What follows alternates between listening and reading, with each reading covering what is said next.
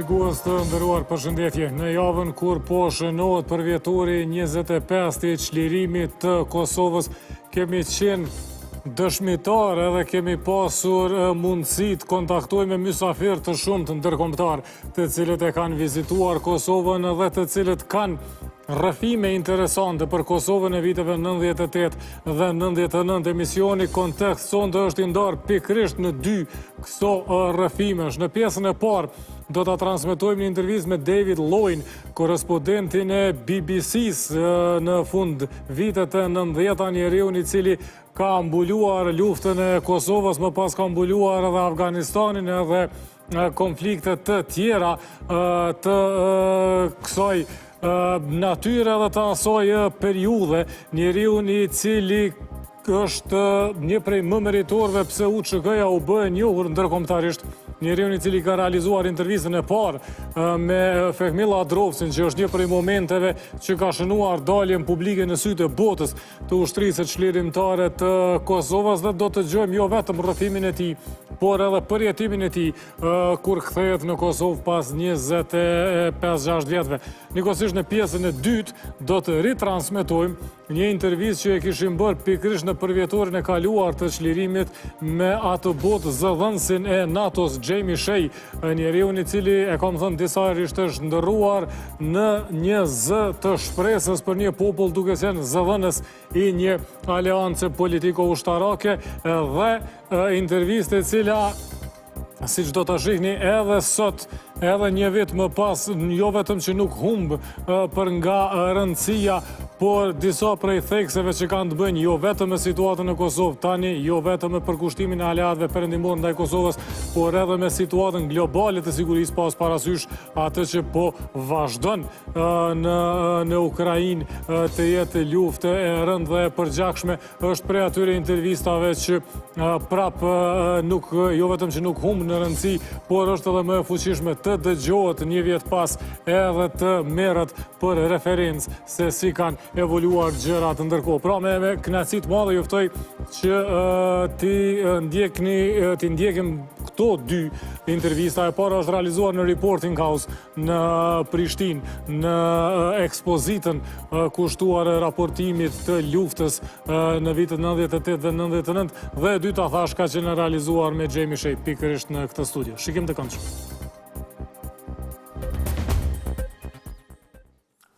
Shikues të nderuar, përshëndetje në një edicion të veçantë të emisionit Kontekst. Sot jemi jashtë studios, jemi për herë të parë në fakt në ambiente të cilat mund të quhen jo zyrtare.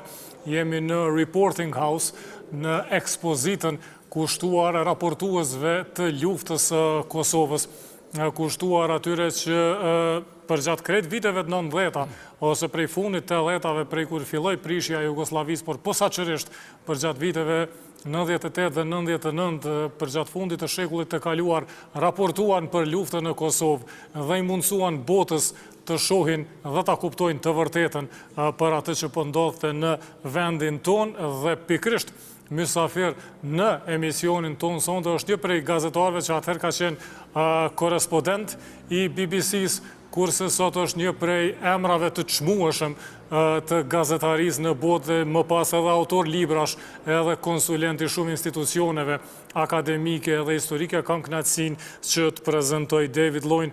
Welcome. Very, very pleased to be back here after 25 years. It's the first time I've been back since I was here in 1998. I found that at the press conference, I found that out, and I found it astonishing because I know journalists, kept coming back here and then, and after Kosovo, you were to Afghanistan, you covered other conflicts. What's the big difference? What's the big news? What was the change that you saw immediately? It's a free country. Yeah. Walking down the streets here in Pristina, it was like a completely different country. I mean, Kosovo in 1998 was pretty miserable. Clearly, there'd been clear repression of people. I arrived in the winter to the inaccurately named Grand Hotel with terrible food, and there seemed to be a sort of Serbian passive persecution of journalists, if you like, and sometimes active. I mean, one day we came out very early in the morning and all the tires, car tires, had been cut of all the vehicles that the journalists were using. But, you know, the problems that we faced as international journalists were nothing. I saw that quite quickly compared to the problems of the Albanian majority population, who in those years since 1989 had been living in this sort of parallel world with, you know, one of the stories we did was of a parallel health system, you know, doctors who weren't being paid, delivering babies in the upstairs room of a private house. I mean, it was a pretty miserable place. When you come back now, you walk along this wide, pedestrianised precinct in the middle of Pristina, lots of young people who don't remember the war at all, you know, might have been taken back to Prekaze to remember in that amazing monument I went to earlier this week, but otherwise are living normal lives as Europeans. And you talk to young people here and they say, I want to live like America, I want to live like the United Kingdom, I want to live like Germany, France. And that's, you know, the aspirations of a young people in a place which is completely different. But then I drove to Drenica, and we had lunch with the wonderful mayor, Ramos Lavdrosi, having interviewed his brother all those years ago. And, you know, I saw politics that's changed as well. So it's a different place. Oh, we'll get back to both of those events that you mentioned, but I gather you got to meet some of your old friends, people you used to collaborate with during the war. You came to the reporting house, which was opened. Some of the now politicians, then either fighters or KLA leaders or people that were in and around the war. What do you make of their transformation? Well, completely different. So you have a Yashari, who's now the commander of the Kosovo forces, the security forces of the legitimate army of a nascent state. And, you know, clearly his family were in a completely different place 25 years ago. And, you know, we were telling your story, your people's story 25 years ago. It wasn't our story, but we did a lot of it. You know, I was here for around 6 months of that period from March to Christmas 1998, coming and going. And we couldn't have done what we did without the courage and ingenuity of people like Jeta Zara, Visnika Brashi, Belma, and Serbian translators who came down from Belgrade, Vladimir Marjanovic, who assisted us to cross those very difficult Serbian front lines. And it was there, it was the courage and ingenuity, as I say, of these often very young people. I mean, Jeta, who's now a very prominent Kosovar journalist, you know, was 19, 20 years old when she was working with us back then, and it was brave of her to do what she did, and we saw the nation, I think, through their eyes, you know, their experiences, the parallel education system, the parallel health system I mentioned, the way that she'd been brought up, the way that other people we talked to had been brought up and had lived in this shadow world with really increasing persecution, and the desire clearly from Milosevic with this rather mad idea of restoring Serbian, you know, nationhood in the homeland of Kosovo, the field of blackbirds and all this stuff going back to 1389. He clearly had this a rather mad delusion that he could displace the population here.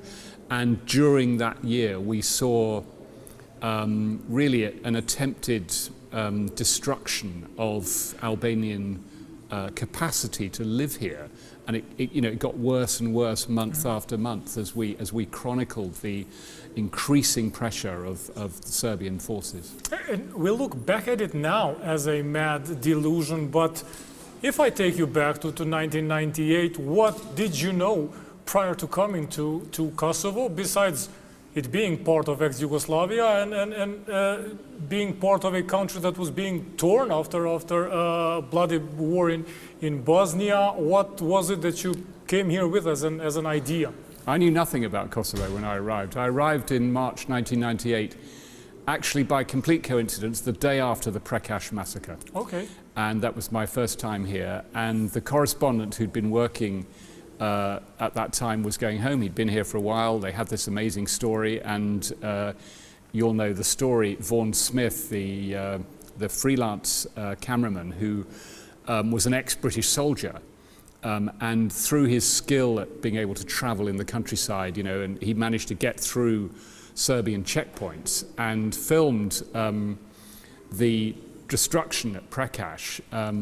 And those pictures were obviously hugely important to, I think, the beginning really of the international community saying, look, something's going on here which is wrong. If you go to Prekaze now, he was on the hillside just above where the monument where the new graves are. It was very brave of him to do what he did. And in fact, as he was leaving, he was shot by Serbians who saw him sort of crouching as he was running away. And the bullet hit a mobile phone and a wad of Deutschmarks and a packet of Marlboros in his pouch. And so it didn't, in fact, hurt him badly. He had a bad bruise. So I arrived the day after this incident and met this bruised cameraman. So you knew this is this is real. This is not a real. Field trip. The first story that we did together was to go back to Prekaze and to go into a room, where those very neat lines of graves. I first saw those bodies lined up in a shack in Skanderai, with wrapped up in sheets, and that was actually the first news story that we did. So no, I could see from the very beginning that this was going to be a very interesting story to cover, but clearly, it wasn't, as you say, a field trip. And after that, pretty much after Prekaze, everyone in the world knew this was not going to be managed by politics and dialogue and political means. So you had to get KLA on the mic, I would presume. You had to get them on the record. How did that go? Were they, I don't know, hesitant, doubtful? Who were the first contacts, people you reached out to? They were very unwilling to talk. And were they? They were, and it was a sort of, and because Adam Yashari had died and he had been quite prominent, yeah, I think there was a sense that if people were publicly known as being UÇK, KLA, Kosovo Liberation Army members or commanders, that would be very difficult. So over a series of about 6 weeks, 2 months, April and May, in 1998, we managed to negotiate with them. I have to say, initially, again, I commend to anybody, to really celebrate the work of Vaughan Smith, because he was the person who initially made the contact, actually oddly through a Kosovan taxi driver in London, of course, who he bumped into, and who turned out to be KLA. And it was through that, that he pulled the thread. And he went to Europe to meet some of their political leadership. And then before we did an interview with them, they wanted to meet me as well. And he called me up and he said, look, there's a couple of guys who are going to come to your house. And these two men I've never seen before or since, from the political leadership of the KLA, came to my home in London to check me out. And then we did our first interview, which was anonymous. It was just, all we could film was a hand on a rifle, the arm, whatever.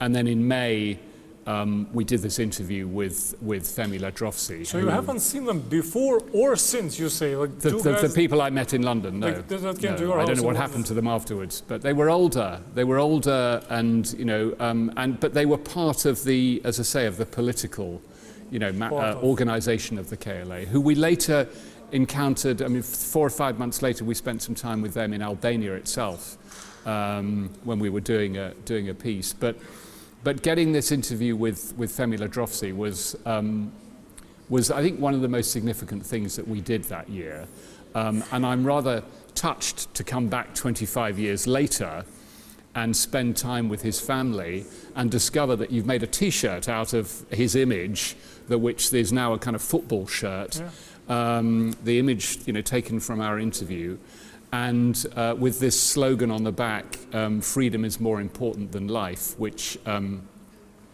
is from our interview, that he, these words that he spoke. But it was a signal moment. It was a key moment really in the international community, recognizing that this was a real force, And look, I mean, you mentioned that I've covered wars in other places, Afghanistan, etc. I've spent a lot of time talking to insurgent forces, Kashmir, Northern Ireland actually, back in the day when there was a conflict going on there. And I know that it's very hard for individuals to, put on a uniform that's an irregular uniform and take up a weapon against huge forces, huge odds. The Serbian armed forces with all of their artillery, helicopter gunships we saw operating in the valleys here later in the year, tanks, etc. And you pick up an AK-47 and put on a uniform, and I think he knew, this line, freedom is more important than life, I think he knew that by coming out in public, he was putting his life on the line, and of course he and his wife were targeted and killed by the Serbs later on in the year. And as you said, it was one of those landmark moments. It was one of those moments that the world got to see KLA, but not only the world. Back then there was no social media, so I think a lot of people in Kosovo had a visual representation of what KLA is. You must have been aware of the impact that the footage is going to have, and the quality of the interview. Yes, I think one of the interesting things at the time was this disjunction between, you mentioned this was the moment when people realized that negotiations were not going to finish this. There was a disjunction between the political leadership of Ibrahim Rugova and his, the rather Gandhian pacifist, policies that he'd adopted, which were commendable at the time, but clearly hadn't worked. Kosovo was left out of the room at Dayton in 1995, and all of these other countries that had fought and suffered were, Croatia, etc., succeeded in getting independence. And even Bosnia, in a way, although still separated with Republika Srpska. So there was a sense, I think, of Kosovo being abandoned, and that this Gandhian stuff ultimately hadn't worked, and that perhaps some force should be applied. But Ibrahim Rugova didn't accept that, and we came back from that interview, and he was having one of his regular on Fridays. Routine press conferences, and if you look at the report in Reporting House, I asked him this question. I said, well, what about the KLA then? We've seen these people, and he sort of pretends he doesn't really know who they are, and I'm not sure who these people are, which was clearly false. He knew who they were. But I think there was a sense during the early months and through the summer of 1998 as to, with the political leadership here, is this going to be the answer? Are the KLA going to be the answer? And as the violence increased on the Serbian side, it became more apparent that fighting was going to be the only way of solving this, because so many thousands of civilians were dying. There were a number of landmark, inverted commas, massacres, which we reported during the year. But during July and August, going out into Drenica, we kept bumping into men who were, burying, 3 or 4 people, half a dozen people. We came upon some men who, the report is here in Reporting House, weeping men who were burying male victims. And they said that they saw Serbian forces take away women and children, victims of this killing that they'd said, in order to leave the men to look as if they were KLA. So there was clearly a lot of really unpleasant stuff going on for people in that region. And I think in a sense the most important reporting we did, apart from the very beginning at Prekaze and this interview with Femi Ladrovci, was chronicling in late July, August, the increasing pressure from the Serbian side, which significantly hastened the political decision-making in Europe and the United States towards saying that actually the only way of finishing this off is for an effective military intervention from NATO. And that was still far-fetched, I think, when like Auje massacre happened, for example, or other heinous crimes that the world got to witness through the work of the journalists. But I think still, regardless how bad were some of the crimes during the bombing campaign itself, we will talk about it later. I think Auje was another landmark, was another key moment because of the cruelty of itself. I think. Auje was absolutely a landmark, and but it came off the back of this several weeks of this worsening movement of people. You know, we were refugees in tents, people sleeping in the mountains, terrible. And of course, the autumn, you know, rains were beginning, people living in the mud, and resilient, competent Albanian farmers, you know, who were now restricted to just living on sort of food aid that they could get. People were arriving with some food aid, but not much, not enough. And I think they were pretty pitiful, those scenes. And then, absolutely, in September, the reason why the Auje massacre material, and of course it was a terrible incident, women and children, these pictures, again, that Vaughan Smith filmed, of babies' boots put next to a very small grave, you know, so people knew who was in that grave, who that person was. And those pictures went into a report which went alongside an interview that we'd done with Paddy Ashdown, the former Balkan representative, very senior British politician, the leader of the Liberal Democratic Party in Britain. And Paddy Ashdown came out into the hills of Drenica with us. And you see an interview with him using... So he came upon your invitation, or he was sent by British government? No, he wasn't part of the government then. Of course, he was an opposition politician, but he came, he came on his own volition because he wanted to see what was going on here. And because he'd been High Representative in Bosnia, he wanted to stop. You know, he knew that was things going on here, but he didn't have any capacity to travel. And so the armoured vehicle, which is outside here in the square, which was our armoured vehicle back in 1998, he came with us into the mountains, and we did an interview with him where he's looking with binoculars, and he says, what we're witnessing here, we were seeing tanks and you know, destroying villages, you know, in front of us. What we're witnessing here is a war crime, and the people who ordered this, by which he meant Milosevic, the politicians in Belgrade, the people who ordered this are indictable for war crimes, crimes against humanity. And he went from Drenica to Belgrade, and I went with him. And while we were in Belgrade, Vaughan filmed these pictures of Auje. So he sent them up to Belgrade, and we edited this package, which had Paddy Ashdown in the mountains, you know, Milosevic being confronted by Paddy Ashdown, and these extraordinary pictures of another terrible massacre.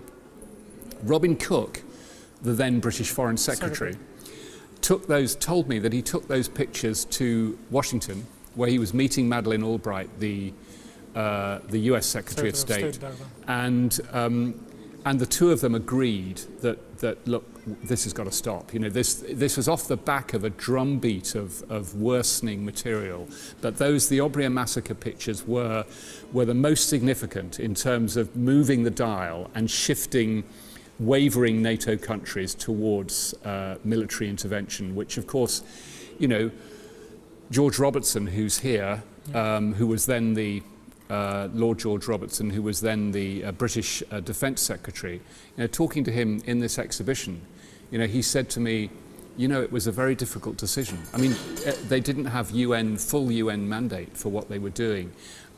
This was NATO invading, bombing a sovereign country, because of course all the bombing was initially in Serbia itself.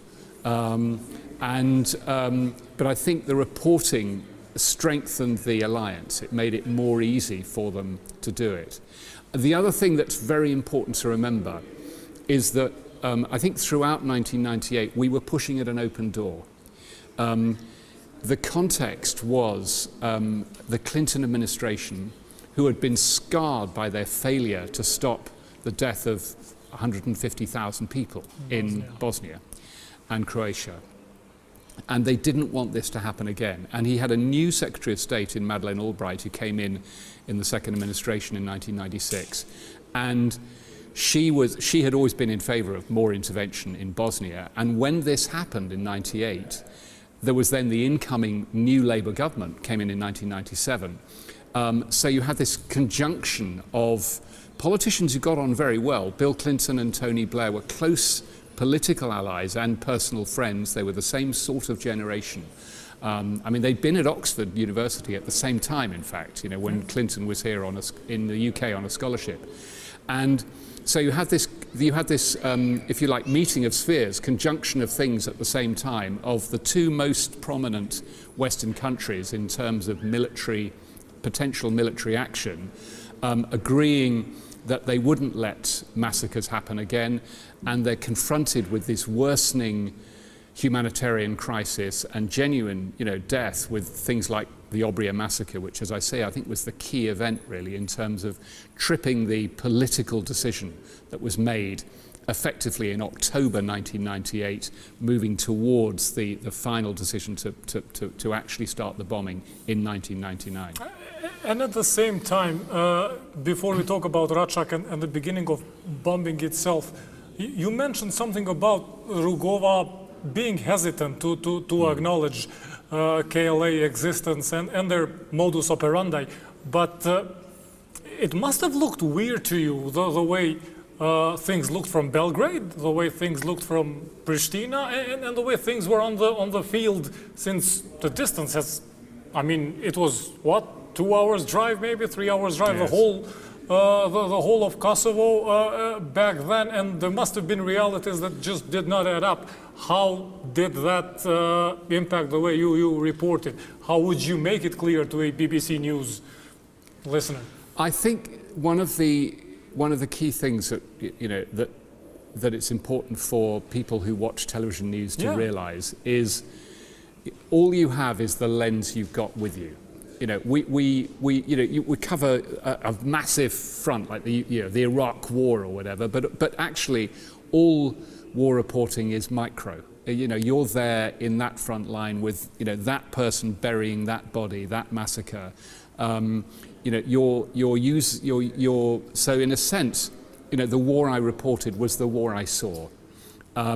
And you try and put it into context. So what's going on here? There is this disjunction with the political leadership. You know, there are these other demonstrations.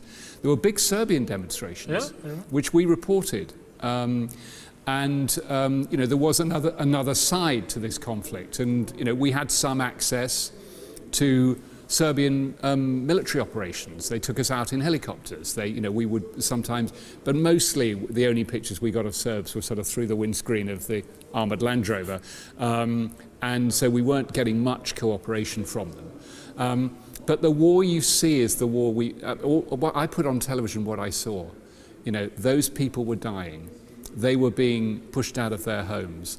And that, in a sense, you know, I wasn't campaigning for military action. The decision to bomb Belgrade wasn't my decision. It was a decision made by politicians, but off the back of the context of the situation that was happening on the ground. And some of those, sometimes, I guess there is a sort of purity in war reporting in a way. Some of those bigger contextual decisions, you know, Dick Holbrooke came in, the Bosnian representative. You know, there were a series of attempts made to negotiate, of, you know, Rambouillet, etc. You know, things that happened. So there was this other track, if you like, of discussions and talks and negotiations. But I'll be honest, I didn't cover much of that. I spent a lot of time trying to get the coverage that I could get on BBC News of what was happening to your people.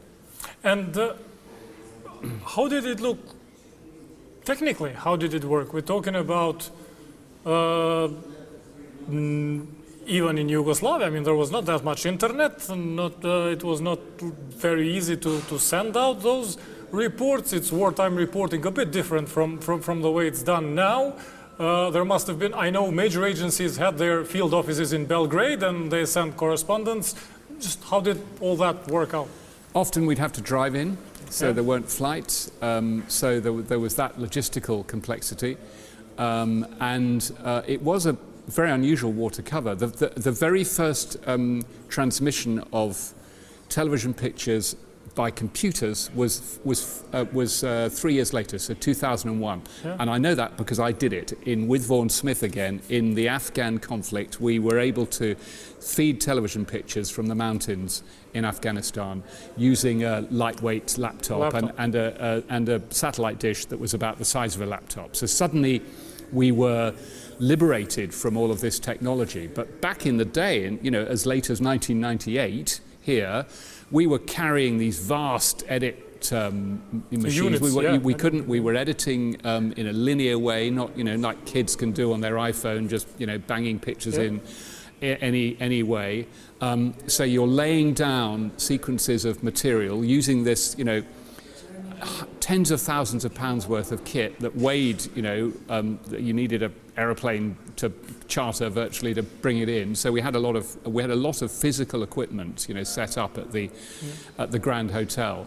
But the really odd thing was we were feeding television pictures every day on a booked satellite feed, which you'd book. It was a very expensive thing to book at the Serbian TV station here in Pristina, and we were putting out all this. These Serbian atrocities, night after night after night, and I'm surprised they didn't stop us. They didn't stop us leaving the hotel. That we'd cross Serbian checkpoints every day. They would try and shoot at us quite a lot when we were in the mountains, and sometimes the rounds would hit. It was an armored vehicle. That's why it was armored.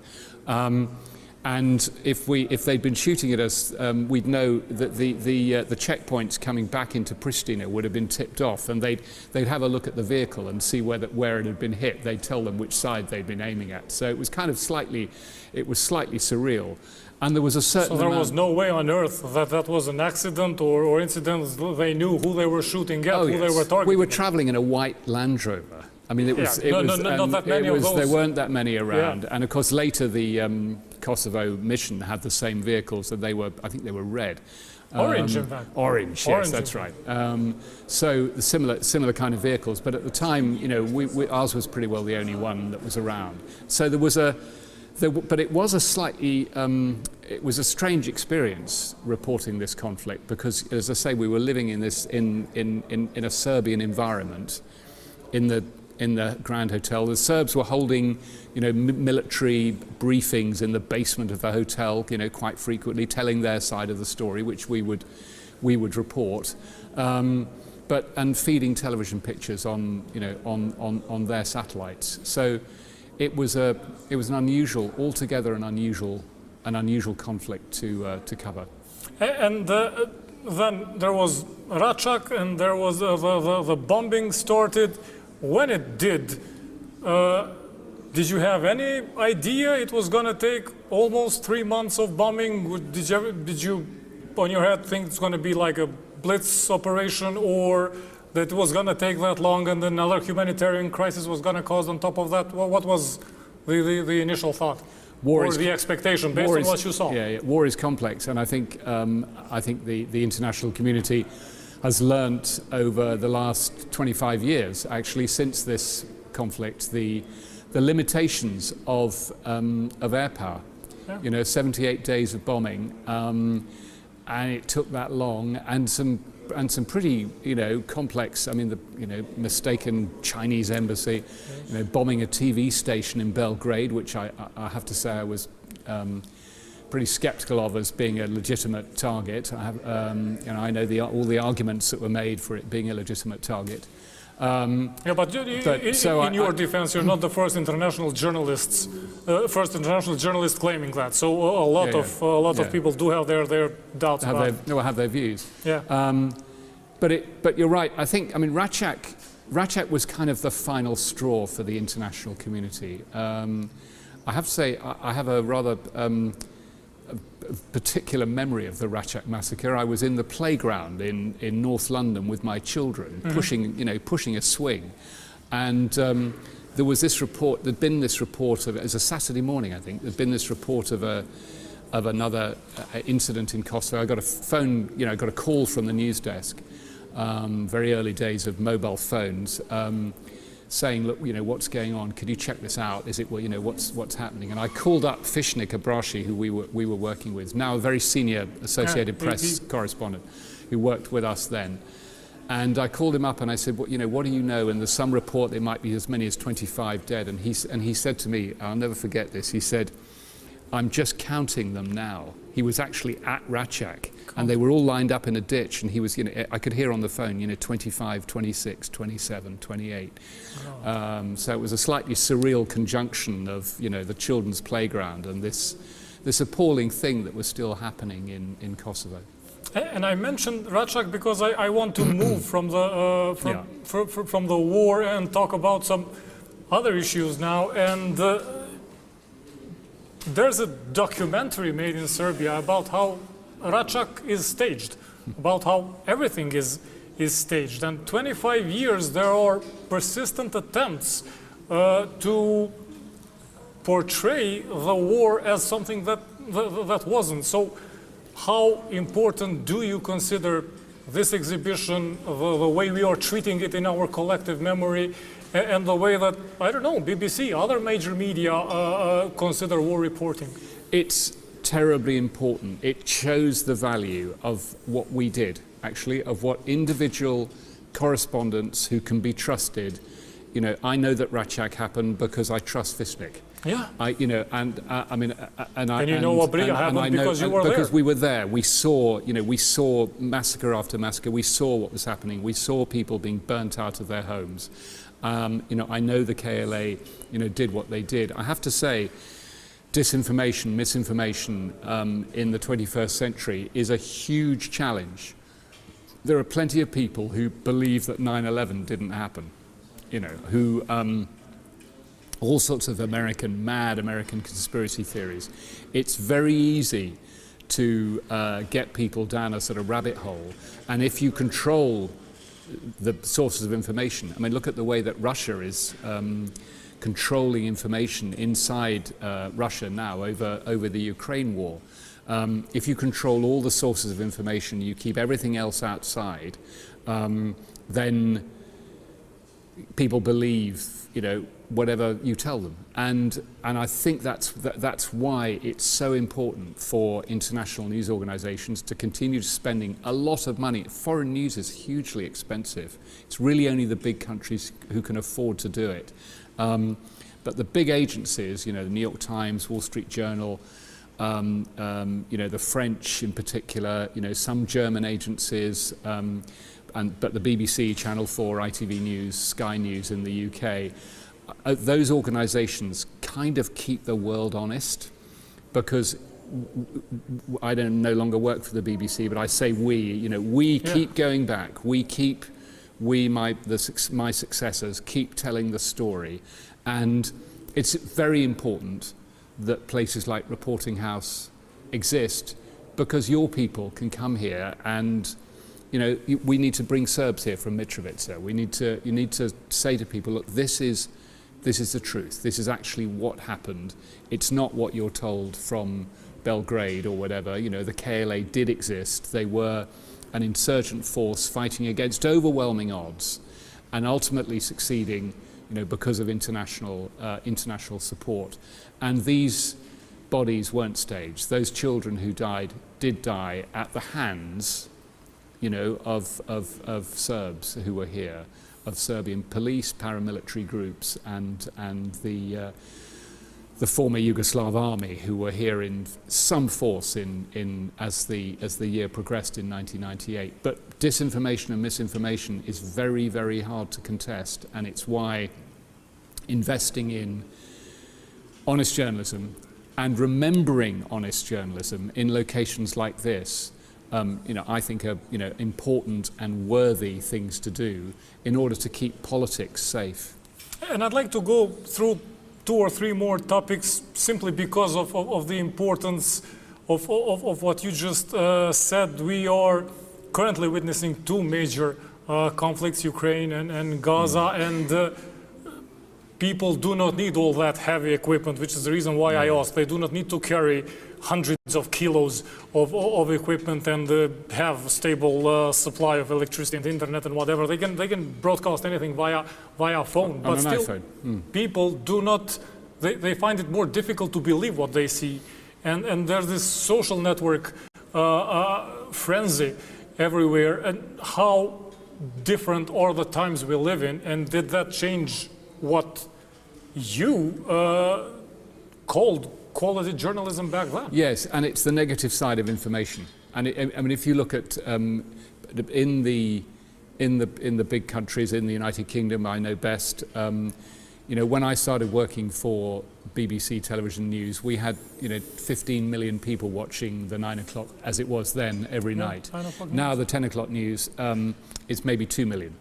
And back in the time of Kosovo, it was perhaps 10. So the capacity to influence a wider population when everybody can just dab on their mobile phone and they're not even if they're watching a report, they don't watch to the end.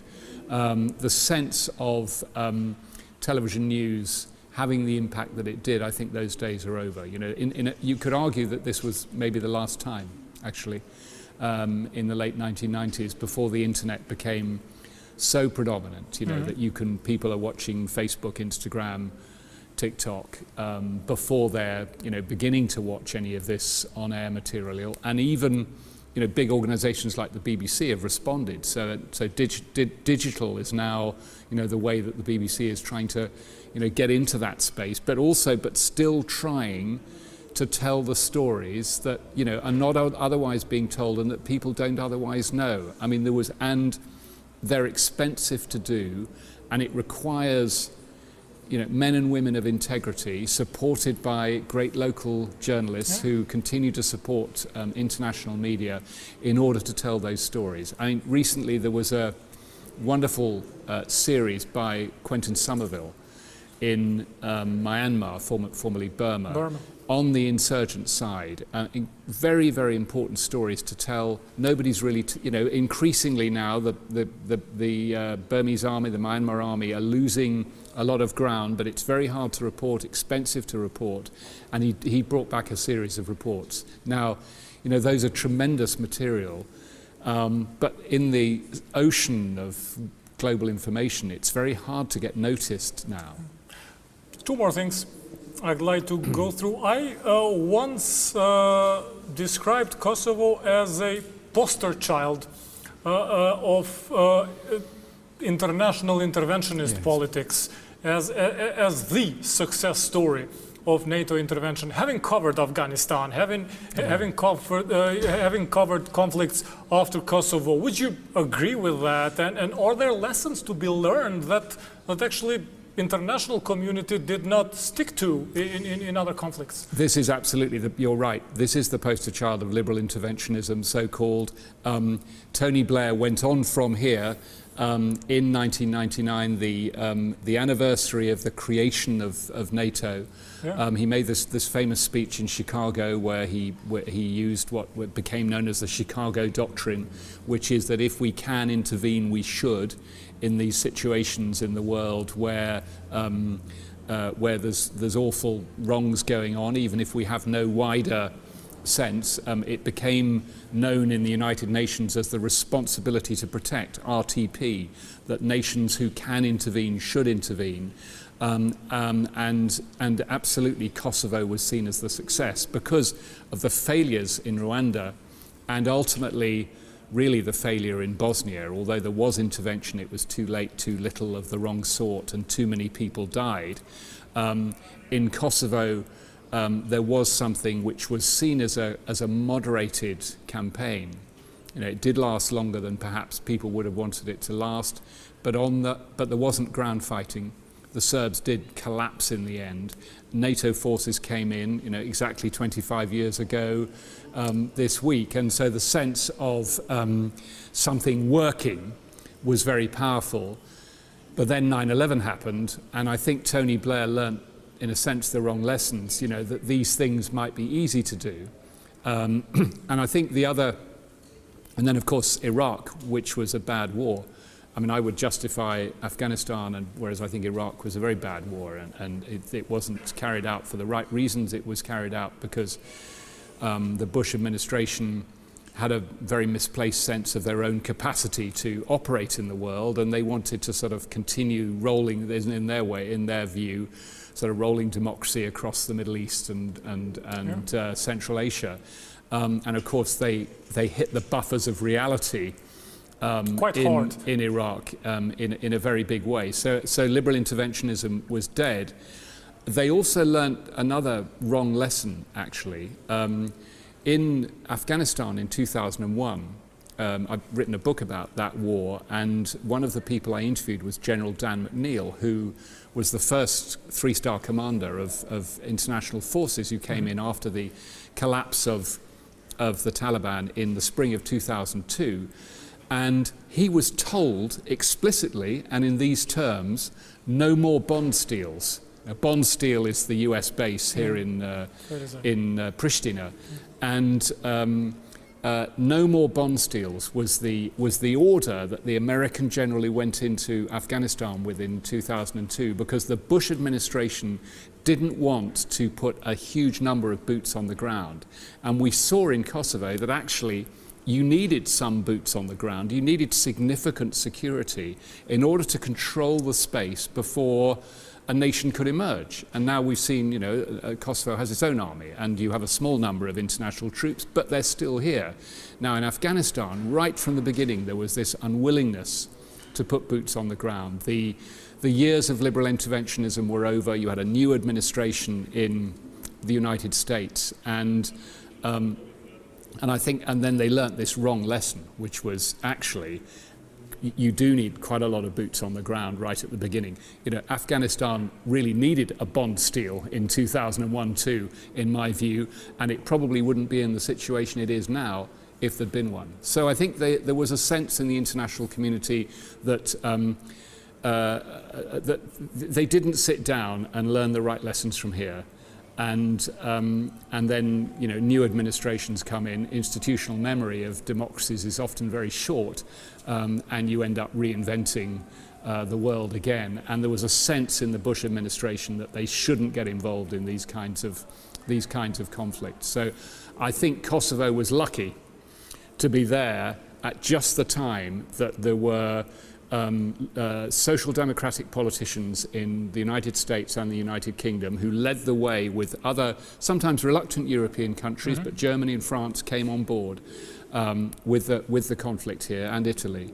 And you did get this intervention, but it was, in a sense, because of the way the political stars aligned. But certainly our journalism played a role in that in 1998, in speaking to a willingness of the international community. God, if this really is happening, then we're going to stop it.